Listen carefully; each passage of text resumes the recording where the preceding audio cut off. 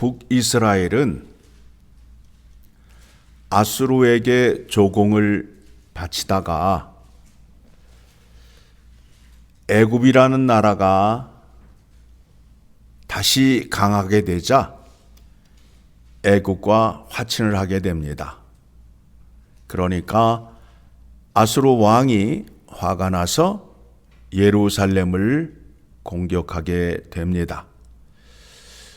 이 일로 인하여 결국에는 사마리아가 아수르 손에 넘어가게 되고 사마리아 땅에 이방 민족들이 들어와서 그 땅을 점령하게 됩니다. 즉 북이스라엘이 멸망을 당하게 됩니다. 오늘 열왕기하 말씀을 통해서 우리가 확인하고자 하는 것이 무엇이냐 하면 왜 북이스라엘이 멸망하였는가에 대해서 확인하려 합니다. 7절의 말씀을 보게 되면 북이스라엘 사람들이 애굽에서 인도하여 내신 여호와 하나님, 구원의 하나님을 잊고 살았다라는 겁니다. 그 하나님을 잊어버리고 다른 신을 섬기기 시작하였습니다. 그리고 두 번째는 13절에서 여호와께서 각 선지자와 각 선견자를 통하여 이스라엘과 유다에게 지정하여 이르시기를 너희는 돌이켜 너희 악한 길에서 떠나 나의 명령과 율례를 지키되 내가 너희 조상들에게 명령하고 또 내 종 선지자들을 통하여 너희에게 전한 모든 율법대로 행하라 하셨으나 그러나 그들이 듣지 않았습니다.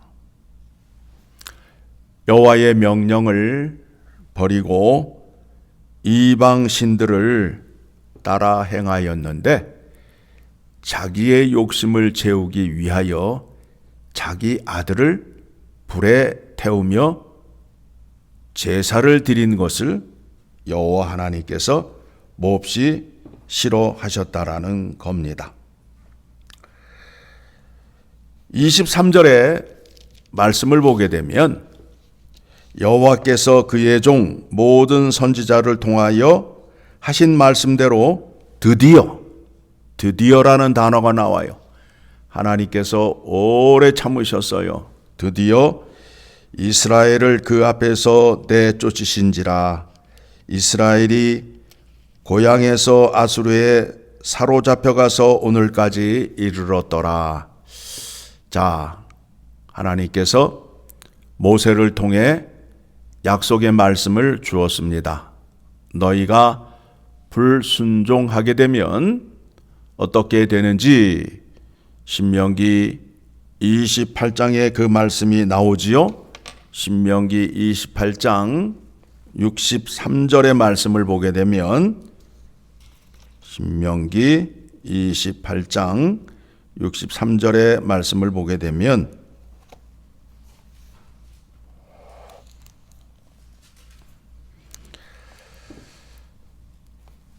같이 읽습니다. 여호와께서 너희에게 선을 행하시고 너희를 번성하게 하시기를 기뻐하시던 것 같이 이제는 여호와께서 너희를 망하게 하시며 멸하시기를 기뻐하시리니 너희가 들어가 차지할 땅에서 뽑힐 것이요.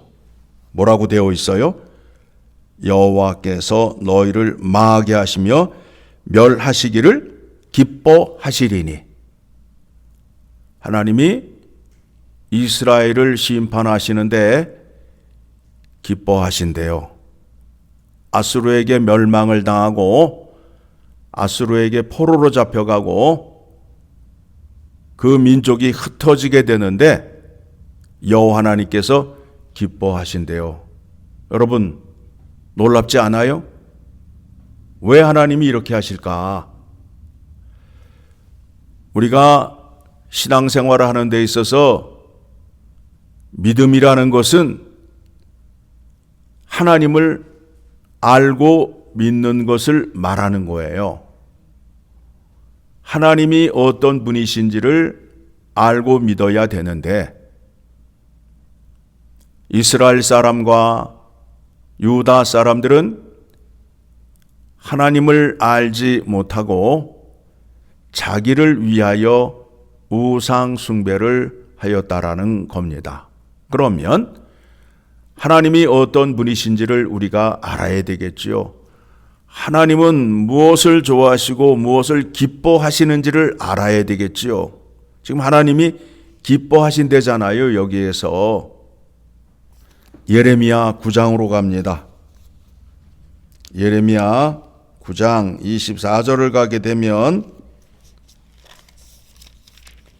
여러분들이 하나님을 기쁘게 하기 위해서는 어떻게 하여야 하는지 확인하셔야 됩니다. 예레미야 9장 24절 시작. 사랑하는 자는 이것으로 자랑하는 자는 이것으로 자랑할지니 곧 명철하여 나를 아는 것과 나 여호와는 사랑과 정의와 공의를 땅에 행하는 자인 줄 깨닫는 것이라. 나는 이 일을 기뻐하노라. 여호와의 말씀이니라. 하나님은 어떤 분이시라고요? 사랑과 정의와 공의를 이 땅에 행하시는 것을 기뻐하신다라는 거예요. 그러니까 악인들에 대해서는 심판을 하시고 의인들에 대해서는 은혜와 사랑을 베풀어 주시는 분이라는 겁니다. 그러니까 여러분들, 우리가 살면서 우리 주변에 악인들이 많아요. 참 사람을 보면서 혀를 차는 순간들이 많잖아요. 어떻게 저렇게 거짓말을 하며 뻔뻔할 수 있고 악할까? 내가 마음이 상할 때가 있어요. 그럴 필요가 없다라는 거예요. 하나님께서 다 판단하시고 심판하실 거니까 마음 상하지 마시고 늘 기쁘며 기쁘게 사셔야 된다라는 것을 오늘 말씀을 통해서 교훈을 받을 수 있게 됩니다. 자, 다시 본문으로 돌아가게 되면 하나님께서 북이스라엘을 아수르의 손에 넘기는 것은 당연한 일이다. 왜 그렇다라고요? 약속된 대로 행하시기 때문에 그렇다라는 거예요. 이스라엘 백성들이 여호와 하나님과 언약을 맺을 때 어떻게 언약을 맺었어요? 율법의 말씀으로 언약을 맺었잖아요. 그러니까 약속의 하나님은 약속대로 행하신다라는 겁니다. 자, 본문 33절을 32절을 가게 되면 이제 그때 사람이나 우리들이나 비슷한 상황이 무엇이냐 하면 32절, 그들이 또 여호와를 경외하여 자기 중에서 사람을 산당의 제사장으로 택하여 그 산당들에서 자기를 위하여 제사를 드리게 하니라. 누구를 위하여? 자기를 위하여. 자기를 위하여. 33절 같이 읽습니다. 이와 같이 그들이 여호와도 경외하고 또한 어디서부터 옮겨왔든지 그 민족의 풍속대로 자기의 신들도 섬겼더라. 오늘날 우리의 믿음과 똑같아요. 하나님도 믿으면서 내 안에 있는 우상이 있어요. 내가 지키려 하는 무언가가 있어요. 무속신앙이 있어요. 잘못되었다라는 거예요. 그거를 제거하셔야 된다라는 거예요. 34절, 그들이 오늘까지 이전 풍속대로 행하여 여호와를 경외하지 아니하며 또 여호와께서 이스라엘이라 이름을 주신 야곱의 자손에게 명령하신 율례와 법도와 율법과 계명을 준행하지 아니하는도다.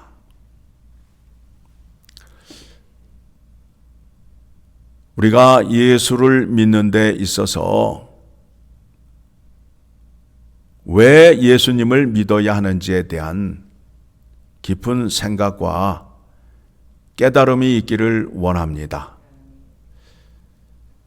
지금 본문에 등장하는 백성들을 보게 되면 결국에는 하나님께 심판을 받게 되지요. 그런데 심판을 받는 이유가 뭐예요? 하나님께서 명령하신 율례와 법도와 율법과 계명을 지켜 행하지 않게 된단 말이에요. 그러면 하나님께서는 약속한 대로 그들을 심판하신다라는 거예요. 그렇죠? 예수님의 십자가의 죽음과 부활에는 하나님의 정의와 사랑이 함께 있어요.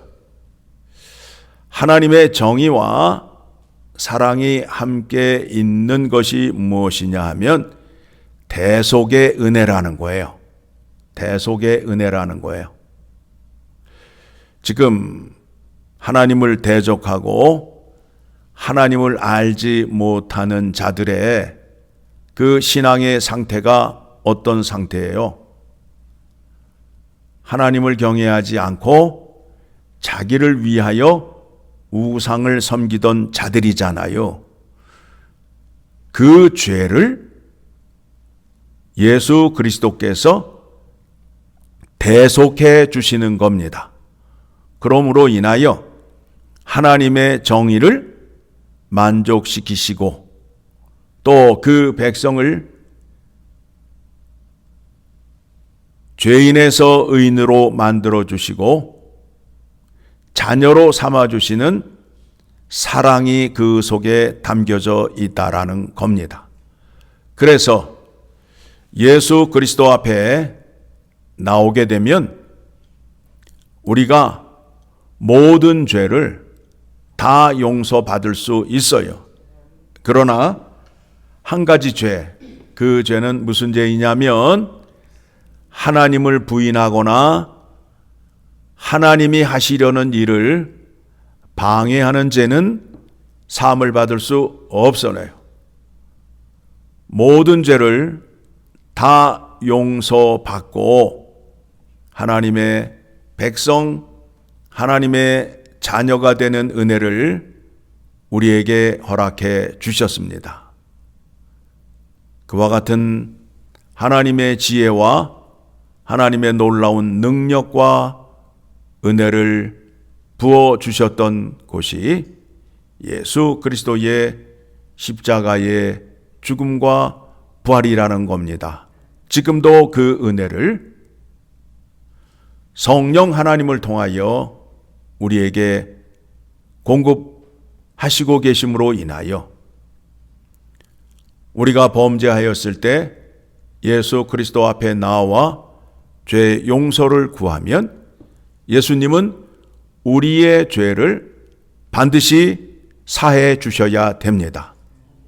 그렇게 하나님과 예수님이 약속을 하셨기 때문에 예수님은 그렇게 하셔야 된다라는 거예요. 그래서 수고하고 무거운 짐진 자들아 다 내게로 오라. 우리의 죄를 사해 주심으로 인하여 예수 그리스도의 사역이 영광스럽고 그 일을 하셔야 아버지의 이름을 영화롭게 하게 된다라는 겁니다. 하나님끼리 약속한 성부, 성자, 성령 하나님이 서로 약속하신 그것들을 지키는 것이 구원의 은혜입니다. 그리고 우리는 그것을 믿는 자리에 서게 됨으로 인하여 그 은혜가 우리에게 임하여서 하나님의 것이 우리의 것이 되는 놀라운 은혜를 받게 되는 것입니다. 구약의 말씀이 우리들에게 거울이 되어서 우리는 하나님을 기쁘게 하며 범죄하지 않는 자리에 서서 영광을 올려드려야 함을 오늘 말씀을 통하여 깨닫는 여러분 되시기를 간절히 소망합니다.